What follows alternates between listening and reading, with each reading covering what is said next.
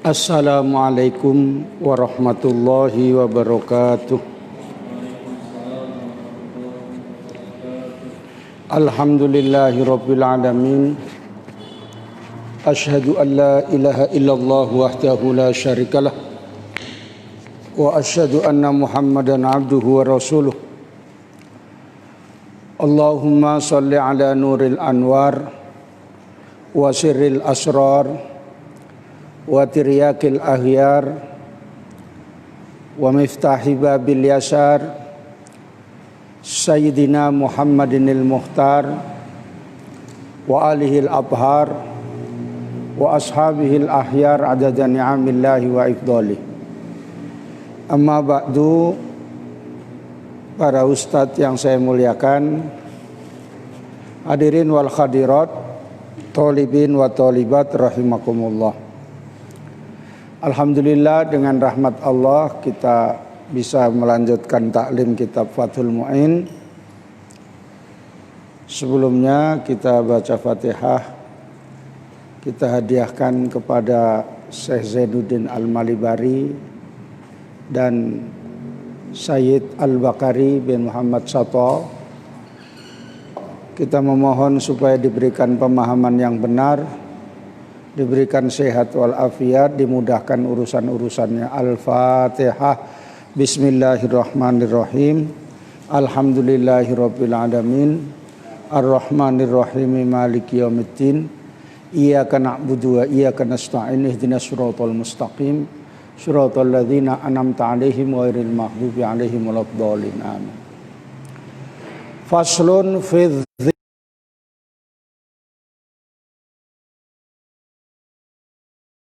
rangkan zihar.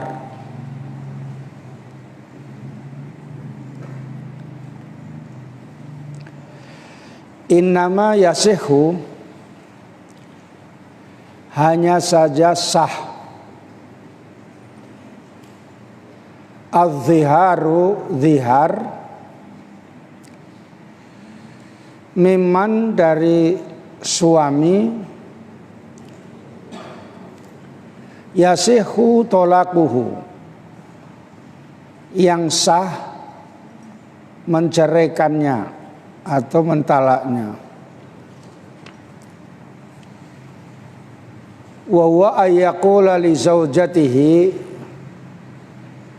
yaitu zihar, contohnya mengatakan seorang suami pada istrinya, anti kadzohri ummi, engkau seorang perempuan seperti punggung ibu saya. Walau biduni alayya, walaupun dengan tanpa menggunakan kata alayya, walaupun tidak anti alayya, alayyanya ditinggal. Wa qauluhu, dan berkataan suami, anti ka ummi, engkau seorang perempuan seperti ibu saya. Kinayatun adalah zihar kinayah. Wa ka'al ummi, dan seperti hukumnya ibu. Mahramun adalah mahram, perempuan yang haram dinikahi.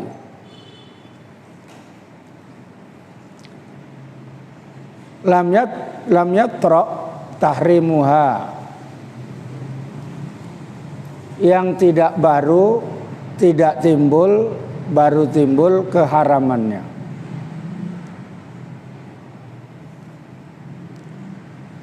Wa talzamuhu, dan wajib bagi suami kafaratun, membayar denda.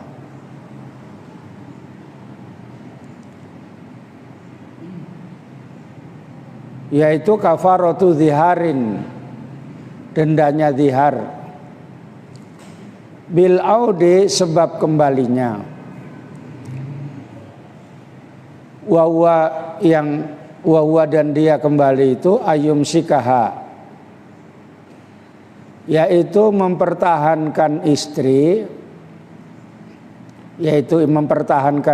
dalam ikatan pernikahan zamanan pada waktu atau masa yumkinu firaquha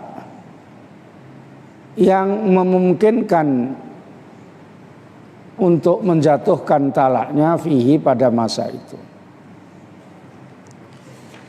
Ini di dalam kitab Fathul Mu'in zihar tidak dibahas panjang lebar. Di dalam kitab Fathul Qorib lebih banyak pembahasannya.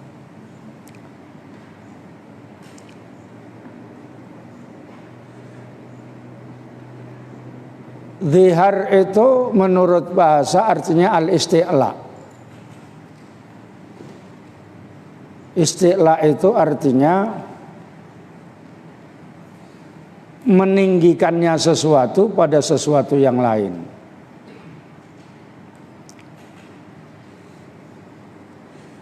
Menurut syariat, zihar itu adalah suami menyerupakan anggota badan yang zahir istrinya dengan mahramnya dalam hukum haramnya bertamattu dengannya.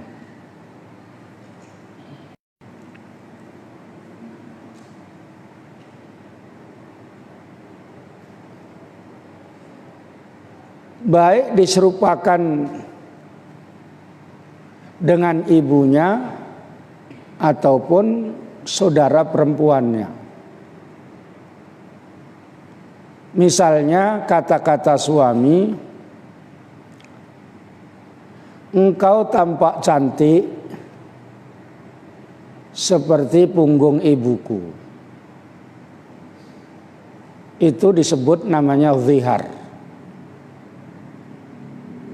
Suami menyerupakan anggota tubuh yang zahir istrinya dengan ibunya atau dengan mahramnya dalam hukum haramnya bertamattu dengannya. Engkau tampak cantik seperti punggung ibuku atau seperti punggung saudara perempuanku gitu. Itu disebut namanya zihar. Zihar ini pada zaman jahiliyah jatuh talak pada zaman jahiliyah.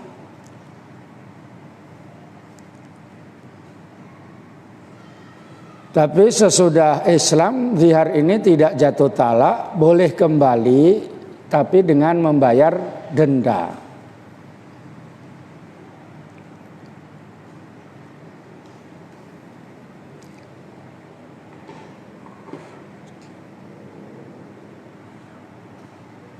Ada beberapa rukun, ada 4 rukun zihar itu. Yang pertama mudhahir. Mudhahir yaitu suami yang melakukan zihar. Suami yang bercakap menyerupakan istrinya dengan ibunya tadi, dengan punggung ibunya. Yang kedua namanya mudhaharun minha. Artinya istri yang dizihar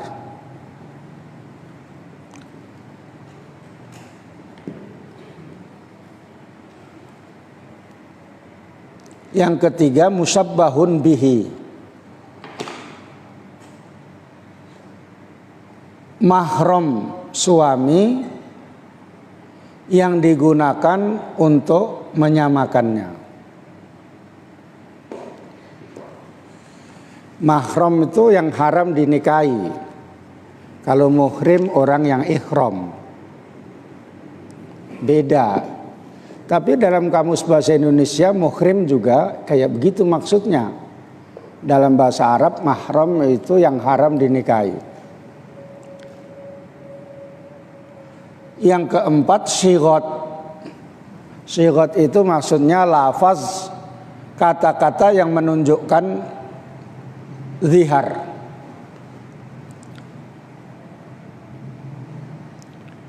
Jadi ada suami yang mudhahir. Syaratnya suami yang mudhahir itu adalah suami yang sah mentalaknya, yang sah menjatuhkan talak.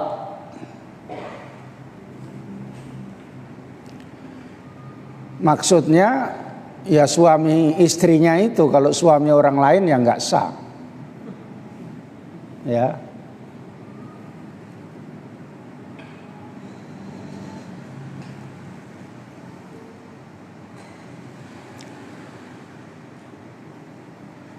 Artinya suami yang sah mentalaknya itu termasuk bukan suami yang gila. Sebab orang gila itu tidak sah talaknya. Diputus pacarnya gila gitu. Jalan-jalan gitu. Sikit-sikit berhenti membunyikan peluit itu, prit katanya kan gitu. Ada orang duduk-duduk laki perempuan dilipri, prit gitu. Dia wasitnya. Gila dia. Tidak sah mentalak istrinya.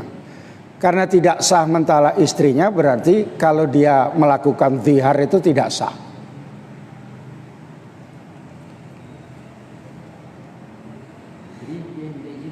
Iya. Kalau orang dia awalnya sehat akalnya, jadi tiba-tiba dia minum alkohol, itu termasuk apa itu? Apa namanya? Orang yang sah mental. Kalau dia kehendaknya sendiri minumnya itu sebagai seksaannya sah. Tapi kalau tidak sengaja ataupun tidak tahu, itu yang termasuk yang gila itu tadi. Makanya jangan minum-minum kayak gitu, Ustaz ya.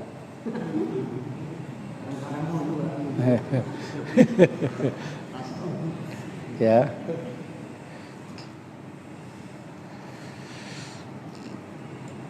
Yang istri tadi syaratnya kaunuha zaujatan, yaitu syarat istri yang dizihar itu adalah istrinya sendiri.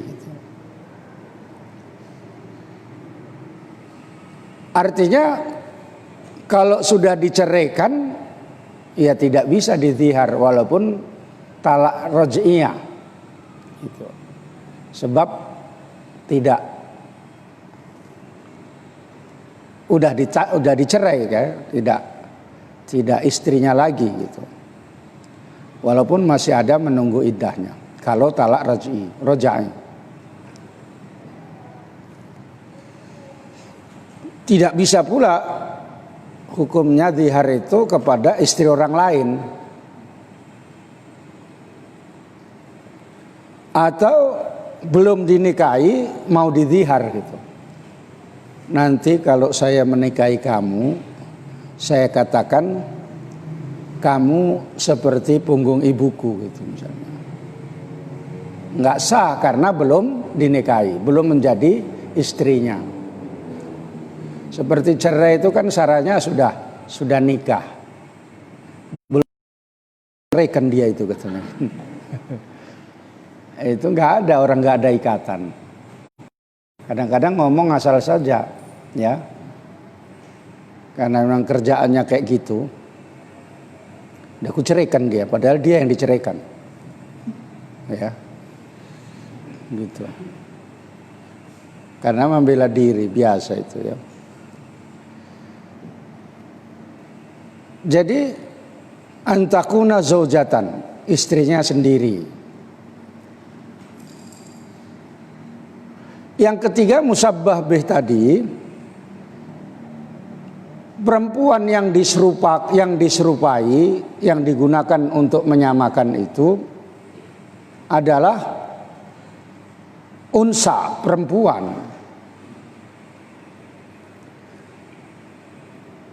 Kalau laki-laki ya tidak dhihar namanya. Ya. Kamu seperti punggung kakekku misalnya. Misalnya gitu.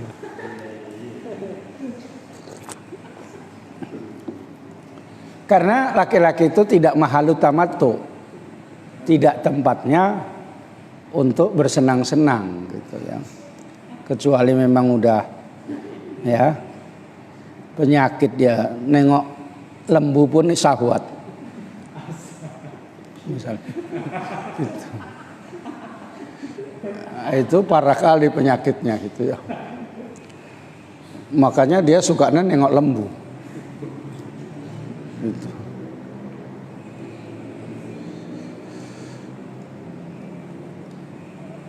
Kemudian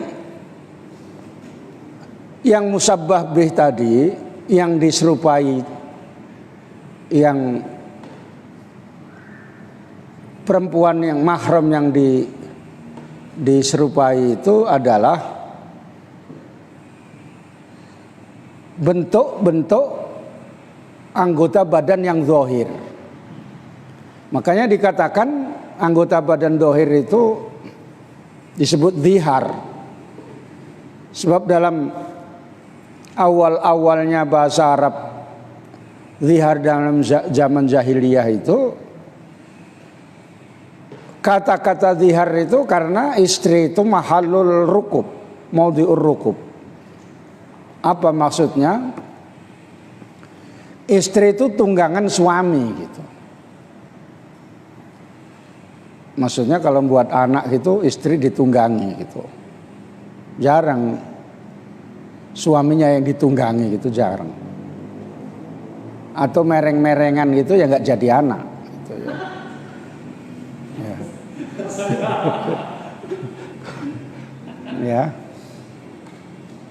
Ini saya kasih tahu kamu ya. Bikin anak kok mereng-mereng. Ya nggak jadi gitu ya. Kau Kandar belum tahu kok ketawa-ketawa. Jangan kau bayang-bayangkan. Ya. Nanti semaput kau. Apa semaput itu, pingsan kamu. Ya. Sampai rumah terus nggak bisa cakap kamu.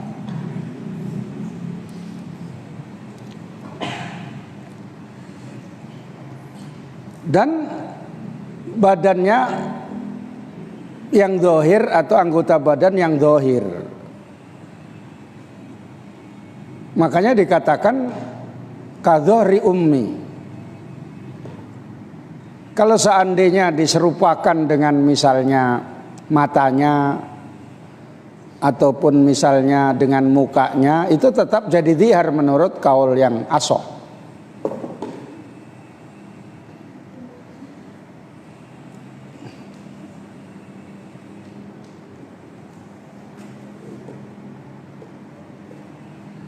Diserupakan seperti punggung ibuku karena punggung itu adalah mahalur rukub, tempatnya untuk tunggangan. Tapi nggak boleh dibilang nanya sama istrinya, nanya kepada suami tentang istrinya, terus kendaraanmu mana gitu, nggak boleh. Itu kurang sopan. Misalnya nanya, Ustadz Munib hari raya kok sendirian datang gitu. Mana gitu, itu nggak boleh ya, walaupun memang hakikatnya kayak begitu, karena itu namanya qalilul adab gitu ya. Itu merendahkan perempuan kok dianggap kendaraan gitu ya. Sebab perempuan itu ada masa-masanya untuk menjadi hebat. Kalau laki-laki itu tidak ada perempuan, maka susah. Makanya kalau sudah sampai waktunya tidak punya istri itu susah. Kalau sudah sampai waktunya. Kalau belum jangan maksa, tambah susah. Gitu ya. Misalnya kayak karena di sini yang sudah punya istri itu Ustadz Munib, yang belum tua kali, mau nanya sama Wah Ucok, segen saya karena lebih tua.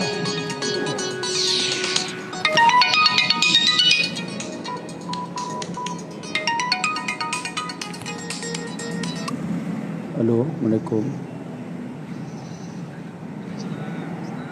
Iya. Oh iya Pak. Alhamdulillah. Mohon maaf Pak, ini sedang di tengah pengajian, nanti entah lain waktu saja ya. Iya. Nanti jam 10:30 boleh. Iya. Iya, iya.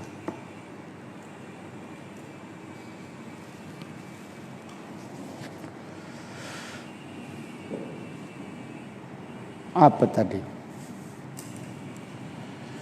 Jadi badannya yang dohir. Jadi kalau seandainya yang disamakan itu adalah misalnya hati, karena hati itu anggota badan yang dalam, itu tidak jadi dihar. Sebab tidak bisa itu tamatuk dengan hati, itu nggak bisa. Suami itu tidak bisa bersenang-senang dengan hatinya istri. Atau ususnya misalnya. Ya. Kamu ini seperti usus ibuku misalnya ya.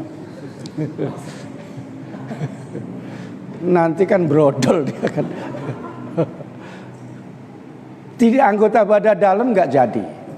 Ya. Karena ghairu mahalut tamattu. Tidak bisa bertamattu suami itu pada anggota bagian dalam gitu.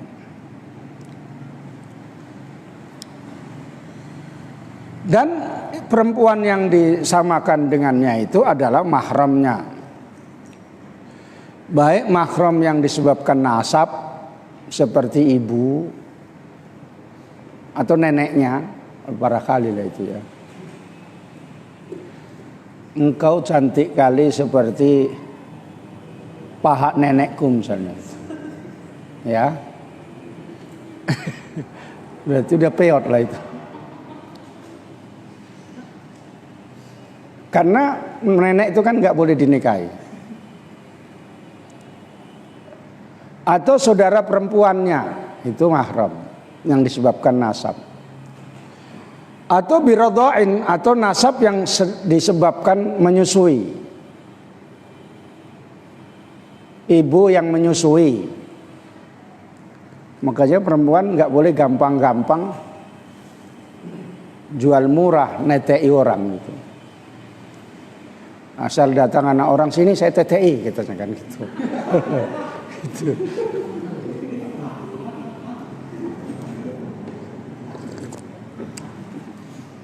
Iqbal datang nggak ditawari.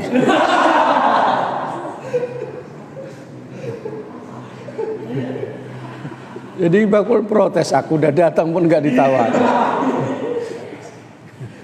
Ya, parah kali orang ini katanya kan itu.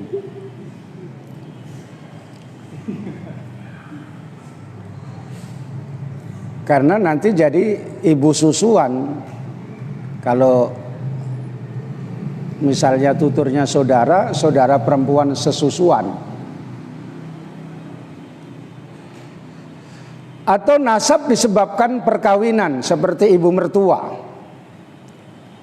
Ibu mertua itu haram dinikahi. Walaupun lebih cantik dari anaknya. Kadang-kadang mertua ada lebih cantik dari anaknya. Karena anaknya itu meniru bapaknya pendek, botak gitu. Tapi rezekinya banyak. Ya. Mamanya cantik. Ya. Yang cantik itu biasanya suaminya nggak paling ganteng. Makanya kalau kamu ganteng ya siap-siap aja lah untuk istrinya nggak pala cantik. Itu biasanya ya.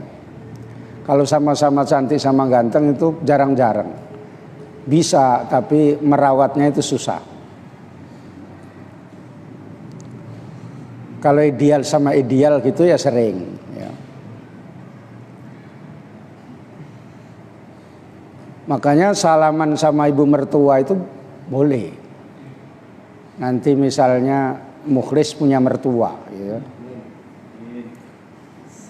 Mertua itu bahasa Jawanya morotuo gitu ya. Kalau datang mertua, kalau datang moro gitu ya, metuo gitu ya, keluar gitu ya. Jadi makanya mertua itu segen menantu, menantu segen mertua.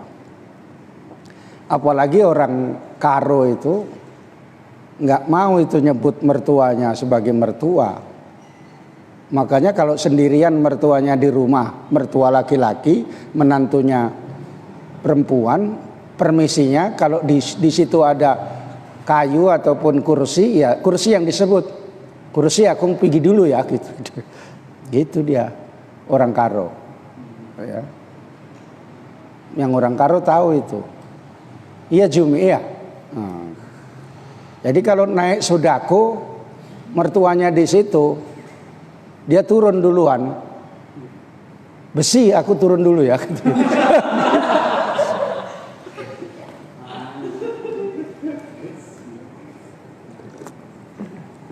Karena nggak boleh nyebut mertua. Adat orang Karo. Kayak gitu harus dipahami. Jangan aku panggil namanya. Nama mertuamu misalnya Iskandar. Misalnya ya. Kamu cocok dengan anaknya Iskandar misalnya. Jangan aku panggil Dar masuk kemari Dar gitu. Sini Kondar merokok kita gitu kan. Merokok kita gitu kan. Ya. Cuma adiknya saja.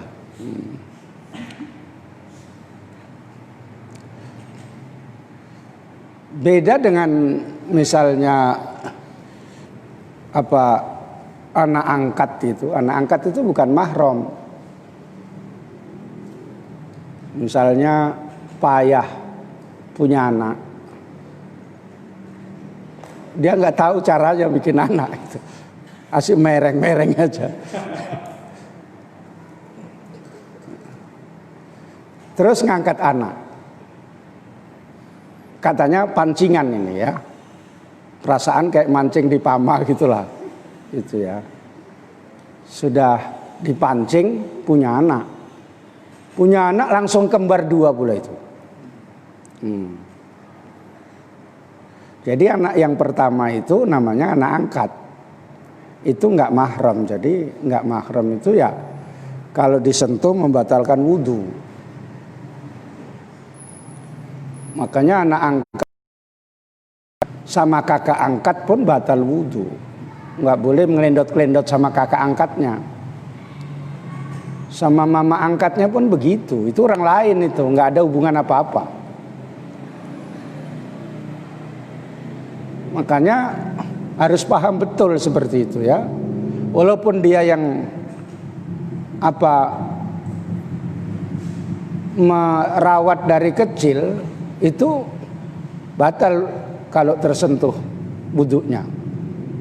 Anak angkat dengan ibu angkat.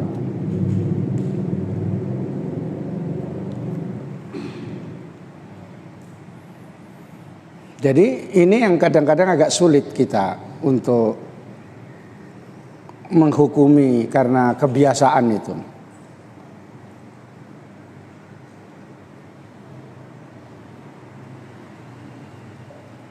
Jadi minta izin nih supaya jangan batal. nggak usah nyentuh. Solusi yang lain nggak? Nggak pakai misalnya sapu tangan atau pakai surban kalau salaman, ya. Karena kepentingan menyentuh itu kan apa kepentingannya? Itu. Ini sulit betul. Ya sulit memang, tetapi memang bagaimana hukum untuk dilaksanakan? Terlebih-lebih mengarahkan nasabnya kepada bapak angkatnya itu tambah haram lagi. Misalnya Imam Abu Hasan Imam Mukhlis kalau itu pendiri Thariqat Syadziliyah itu ya.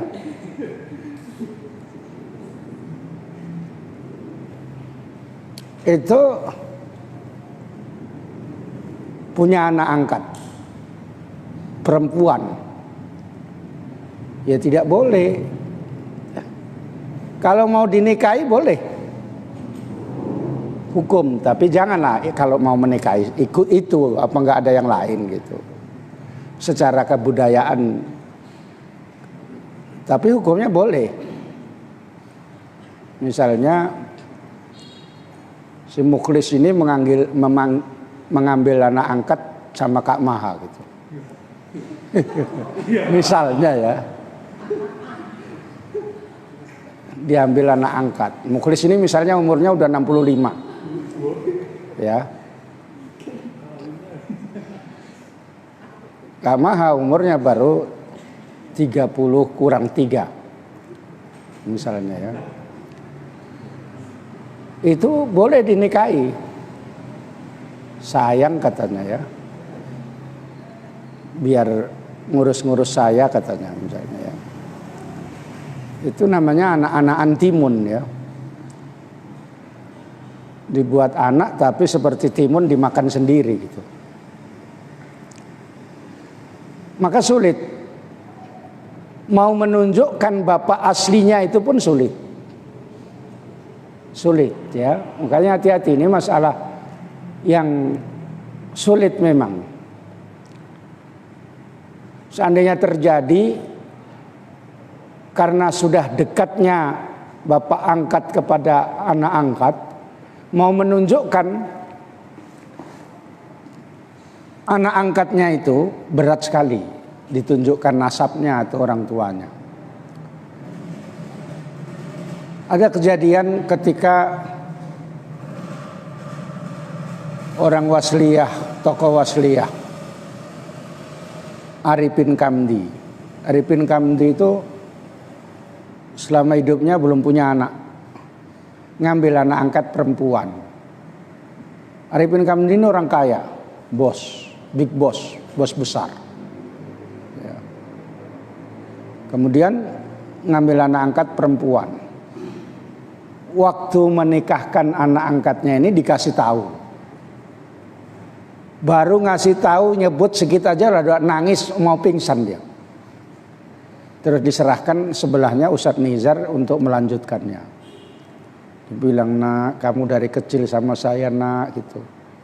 Sekarang saya lepaskan, saya serahkan sama suamimu nak. Gitu. Dan mudah-mudahan suamimu bisa membimbing kamu seperti saya membimbing kamu, katanya. Terus sebenarnya nak, bapak kandungmu itu namanya ini. Begitu langsung gitu. Padahal orang pintar itu, orang kaya, orang pintar. Langsung disambung sama Ustadz Nizar. Nggak sanggup dia. Ini masalah yang sulit namanya ya. Tapi anak angkatnya itu diberi, karena hartanya banyak, bagiannya pun banyak. Makanya kamu kalau mau jadi anak angkat, yang angkat itu orang kaya lah, jangan orang susah.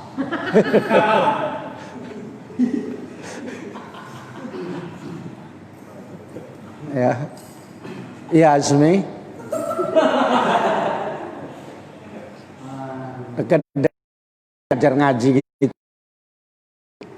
Ngajar ngaji Iqra, tempat bos-bos gitu, langsung kalau tahu banyak hartanya, kalau bisa saya angkat lapak jadi anak angkat. Sini saya angkat. Diangkat tinggi-tinggi, dijatuhkan kamu.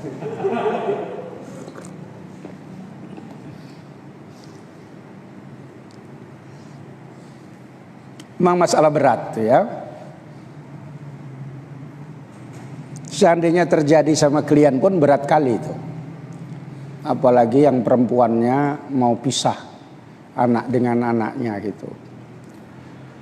Kalau anak laki-laki misalnya, kalau nikah, pada saat nikah itu biasanya orang tua nggak pala haru gitu. Tapi kalau anak perempuan belum apa-apa sudah nangis anak mamanya itu.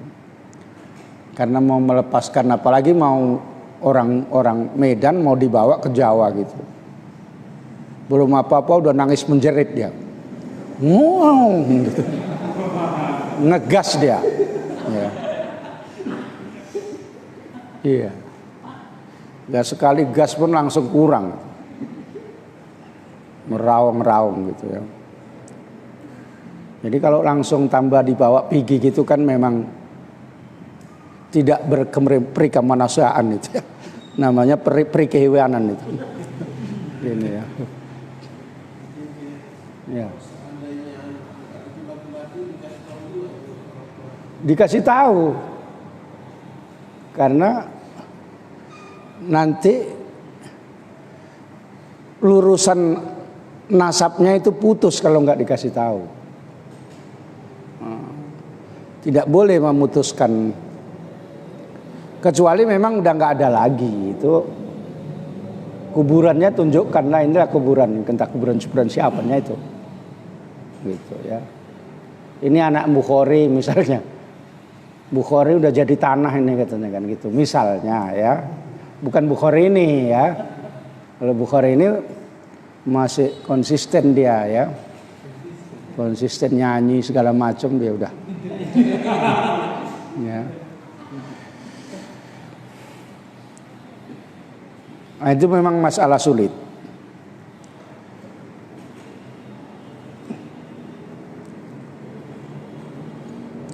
Paham ya? Makanya beda hukum dengan perasaan itu. Perasaan itu biasanya perempuan itu selalu memainkan perasaan. Kalau laki-laki pikiran. Makanya dipadukan antara pikiran dan perasaan, perasaan dan pikiran itu. Jadi ini masalah. Ini misalkan saya ingin kasih tangga nggak bisa. Jadi saya berkeinginan mengangkat tangga dari keluar atau kalau ini sambungan. Jadi anak ini kan kondisi masih bayi. Entah kenapa bertepatan adik saya, memang adik kandung saya juga punya anak kecil. Macam mana kalau kebetulan anak saya ini perempuan, jadi maka saya tumpangkanlah anak yang saya ambil tadi yang masih bayi ini sama menyusukannya sama adik kandung saya. Gimana itu? Itu apakah tidak ada masih bisa juga membatalkan itu atau gimana? Ya, dua orang itu saudara sesusuan lah. Dua orang itu. Kalau saya? Ya nggak ada. Kalau dia besar nanti? Ya tetap kalau perempuan ya bukan mahram. Enggak, maksudnya masih batal wudu gitu ya? Ya tetap batal wudu, enak kali. Ya. Namanya nggak bisa itu menghapuskannya gitu. Ya. Makanya masalah sulit. Ya. Hanya kalau mau ngambil anak angkat konsekuensinya itu dipikirkan. Terlebih-lebih tiba-tiba punya anak banyak. Anak yang pertama itu pancingan saja. Udah itu keluar sampai 6. Berarti 7. Jadi anak yang pertama ketahuan tidak anak kandung itu kecil hati. Ya. Makanya itulah yang harus didamai-damaikan supaya paham. Makanya di TV-TV kadang-kadang dibuat judul film kayak gitu itu. Karena masalah sulit gitu. Biasanya film Indosiar itu. Mama-mama itu sambil masak itulah dia. Ya. Sampai sakit hati gitu.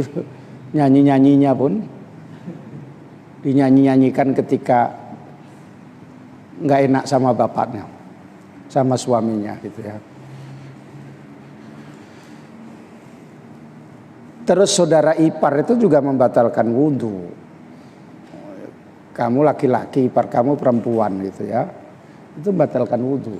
Gitu. Jangan asal main comot aja gitu.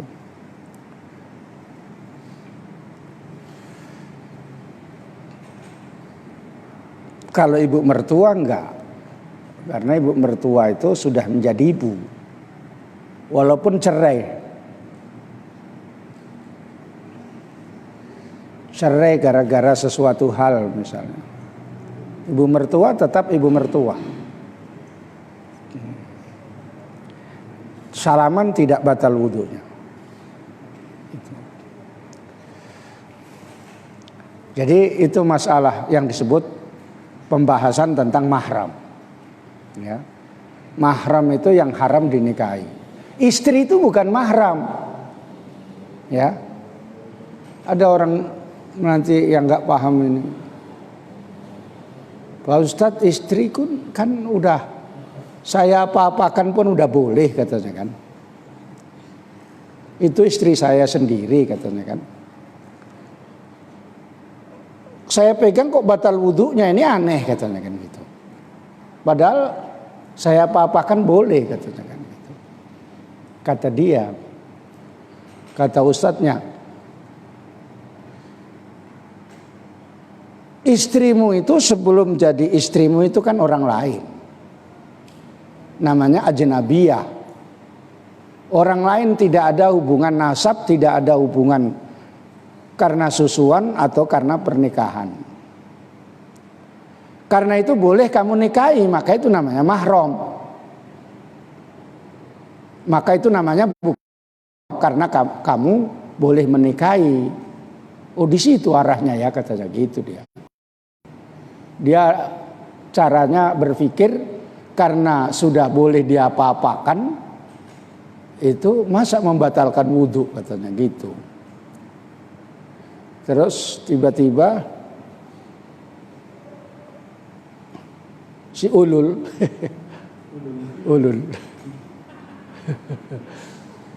ini misalnya punya istri, mau khutbah Jumat jam istrinya pula itu. Ya. Akhirnya nggak jadi khutbah Jumat. Batal wudhunya lah. Yang pertama, yang kedua, assalamualaikum gitu ingat istrinya. Bukan ingat alhamdulillah, ya. Malah alhamdulillah itu sampai 6 kali. Sebab alhamdulillah ingat istrinya, alhamdulillah. Gitu.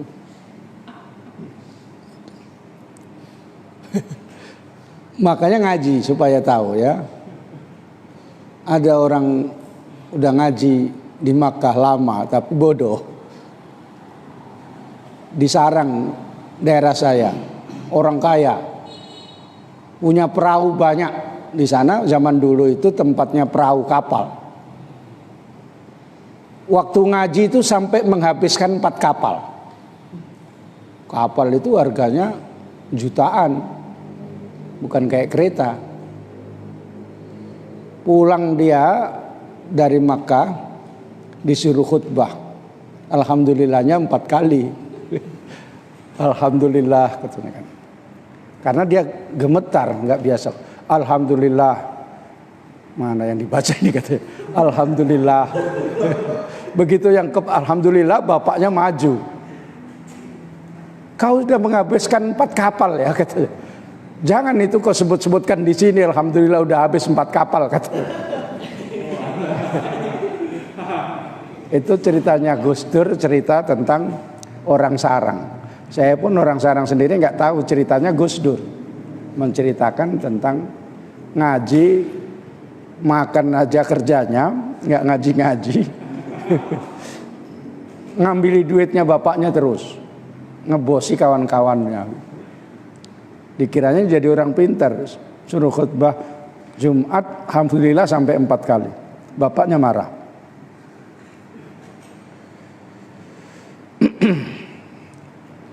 Jadi kembali kepada zihar itu tadi. Hukumnya zihar itu haram. Makanya hati-hati. Ya, mengucapkan seperti itu haram. Kaul yang kuat dosa besar itu.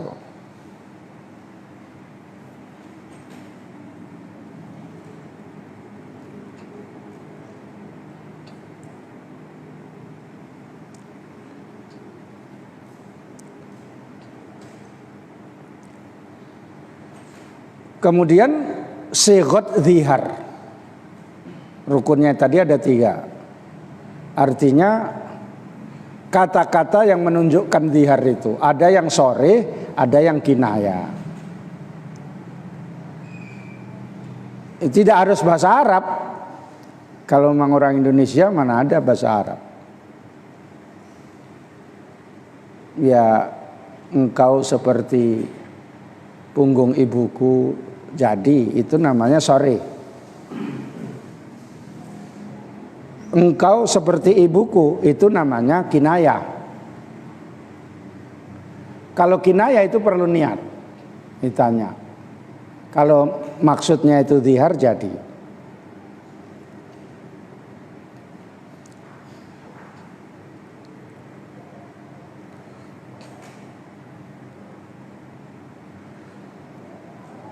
Jadi zihar itu hukumnya haram. Kalau zaman jahiliyah itu dihukumi menjadi talak.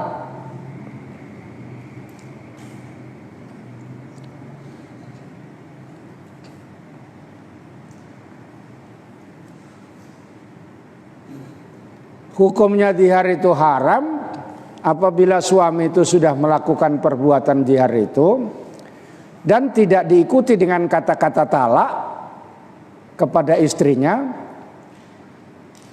tidak boleh kembali sebelum membayar kafarat.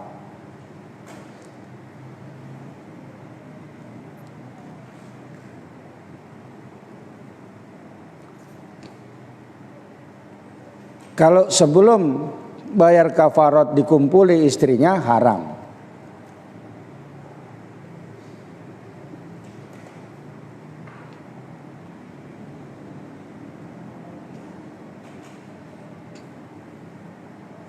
Kafarat zihar ini seperti hukumnya kafarat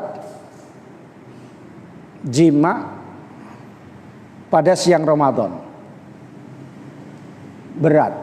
Yang pertama, memerdekakan hamba sahaya perempuan yang tidak cacat,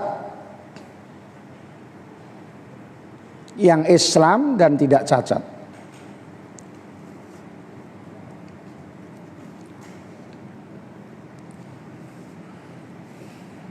Sekarang nggak ada hamba sahaya, maka turun kepada kafarat yang kedua, karena itu berarti dianggap tidak mampu, puasa 2 bulan berturut-turut.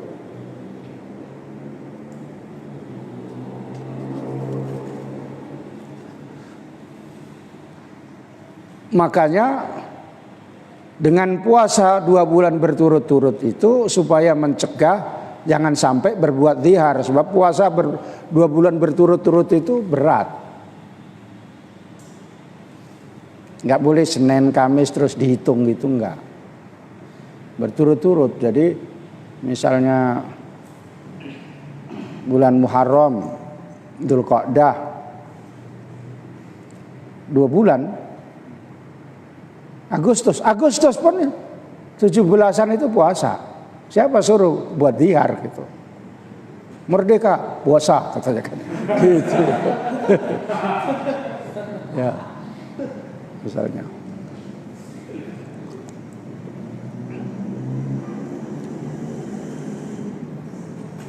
Sedangkan puasa 1 bulan aja kadang-kadang nggak tahan karena sakit perut, karena kerjaan berat, ditambah lagi dengan lingkungannya itu minumannya es, nengok gitu ya, mulutnya udah kayak gitu. Baru pesan SK katanya kan, ya baru berondok-berondok gitu, dikiranya Allah nggak nampak gitu. Belum diganti pula itu, katanya saya sampai sekarang kerjaannya berat terus gitu. Ada saja namanya alasan.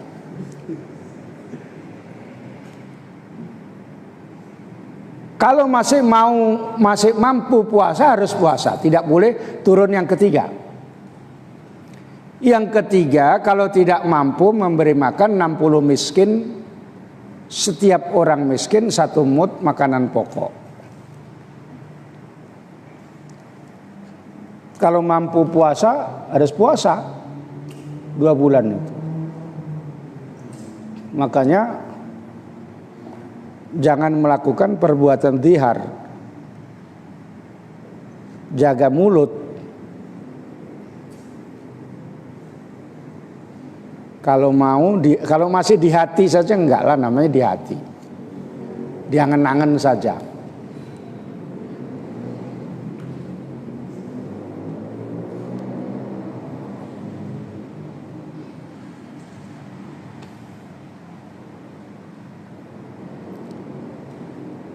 Lalu ada alasan misalnya, orang saya ini pun orang yang paling nggak mampu Pak katanya kan. Cemana mau ngasih makan 60 orang. Saya makan aja kadang pakai tempe itu pun syukur alhamdulillah katanya. Misalnya. Kadang-kadang itu pun masak sekali itu untuk 2 kali. Kadang untuk 3 kali itu gitu. Besok dipanas-panasi gitu. Itu ya. Cemana saya bayar segitu banyaknya katanya kan. Kalau memang betul tidak mampu, tetap menjadi tanggungannya. Bukan berarti terus libur gitu, enggak. Kalau gitu enak kali lah, semua orang mengatakan enggak mampu. Seperti bulan Ramadan itu, alasan dia udah tiba-tiba nyampe sendiri Pak katanya kan. Mana ada mengumpuli istrinya kok tiba-tiba nyampe sendiri gitu. Orang mereng-mereng aja nggak bisa. Ya Ustaz. Yes.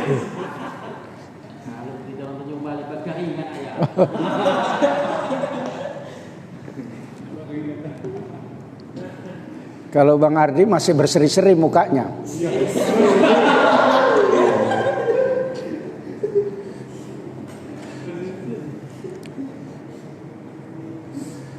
Karena baru bertemu dengan sang pujaan hati. Gitu ya. Makanya kemana-mana bawa botol minuman dia. Udah kayak orang tua dia.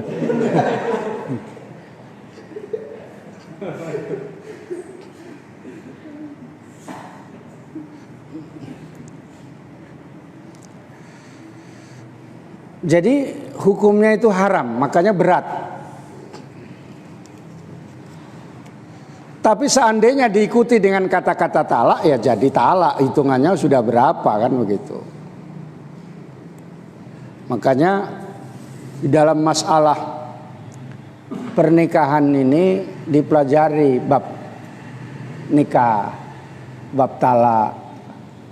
Terus oleh Ustadz ketika memberikan tausiah pernikahan itu yang penting-penting pokok-pokoknya disampaikan supaya paham, terutama suami tidak asal ngomong asbun, asal bunyi gitu.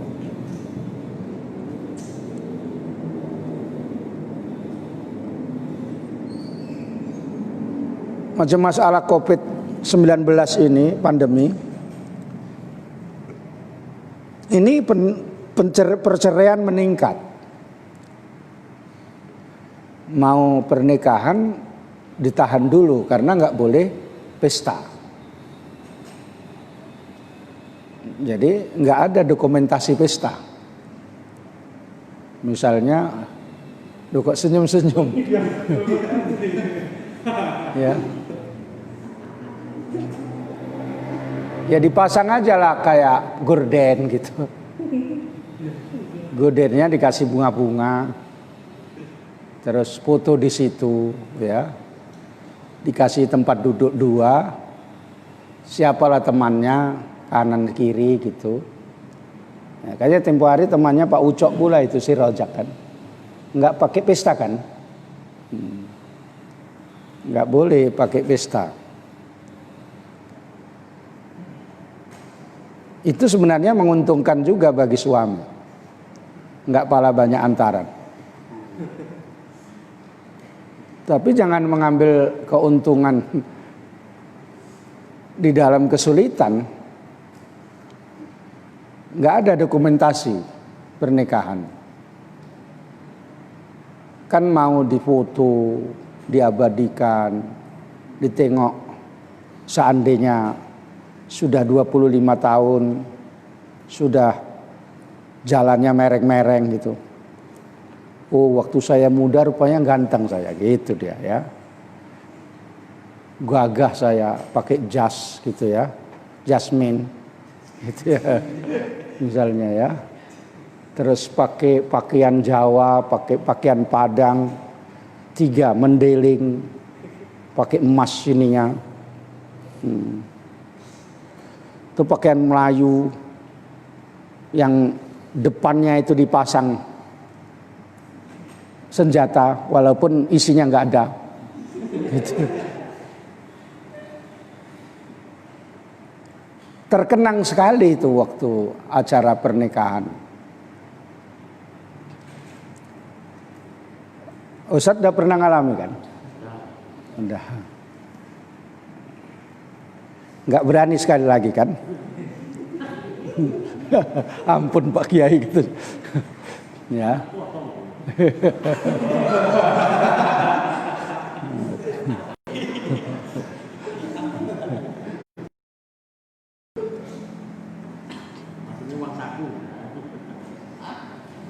Pokoknya nggak berani, makanya susah Ustadz itu. Keinginan menggebu-gebu, keberanian sirna. Ya. Jadi tersiksa. Udah tersiksa, gajinya pun nggak banyak. Ya Ustaz. Dipotong lagi karena wali murid dipotong juga, gitu ya. Iya. Kayak yang enak, Ardila sih tidur aja. Miskin lah situ gitu.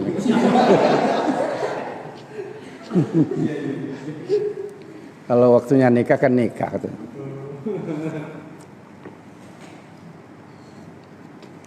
Jangan-jangan sudah baca zikir 3 hari ini dia untuk menundukkan calon mertua.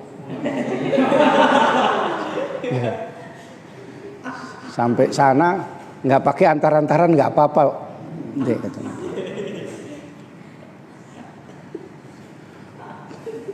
Jadi nanti pestanya saya tanggung semua. Nanti kalau kamu sudah punya bayar. Misalnya ya. Itu yang belakang itu digaris bawahi. Kalau ini janganlah Pak gitu. Gitu ya.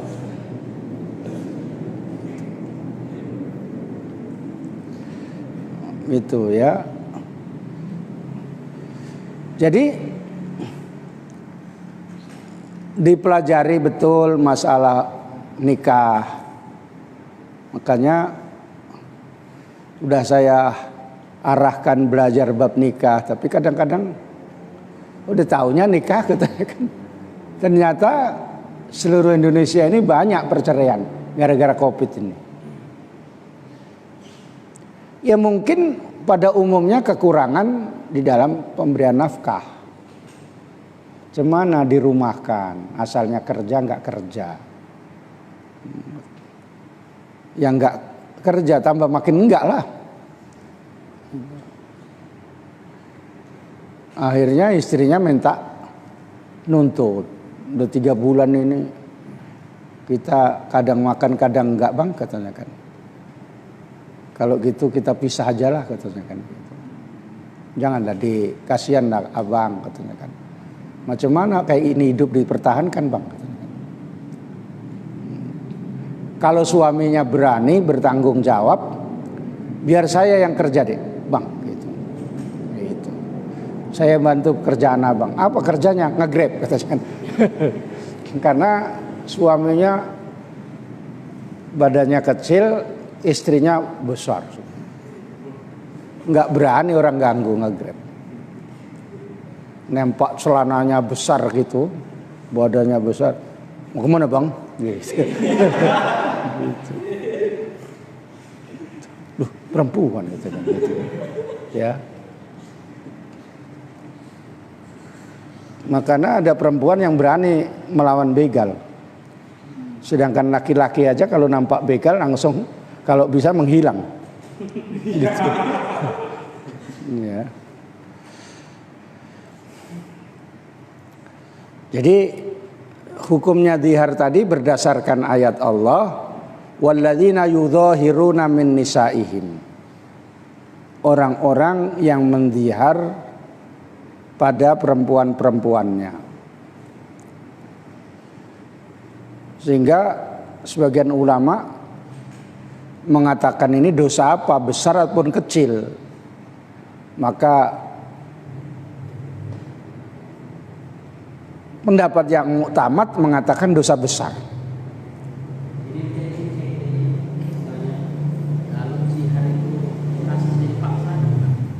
Kalau dipaksa ya nggak jadi lah, namanya dipaksa. Kau cakap ya, kalau nggak kau dzihar, kau tembak kepalamu dor katanya kan. Ini udah di sini nih, pelurunya udah 4 katanya kan. Pecah kepalamu nanti, dengan gayanya kayak antagonis gitu ya. Iya pak katanya kan. Itu ya nggak jadi, ya. Dipaksakan seperti itu. Kawin aja dipaksakan nggak jadi. Siapa yang mau dipaksakan? Tidak kehendak sendiri. Walaupun cantik kali kalau dipaksa. Ada yang memang ngambil kesempatan. Oh ini memang yang saya cari, gitu kan. Gitu ya. Terus orang-orang disuruh paksa aku katanya kan. Ya. Itu namanya direkayasa, ya. Nggak bisa main bercinta itu direkayasa. Memang nyanyiannya ada, tapi nggak bisa ya, karena dari hatinya. Iya Bang Ardi ya. Didatangkan anaknya wakil presiden pun pakai mobil cantik. Ayo Bang Ardi ikut ke Jakarta katanya. Saya udah ya ditambang batu bara aja gitu. Misalnya ya. Karena memang sudah di situ hatinya. Gak bisa ya, makanya dipaksa-paksa sulit. Nggak nyambung. Misalnya Iskandar ini dipaksa. Saya perempuan umurnya 63 misalnya. Enggak nyambung lah ke Iskandar datang. Ya nek katanya kan. Gitu. Janganlah panggil nek, panggil dek kata saya.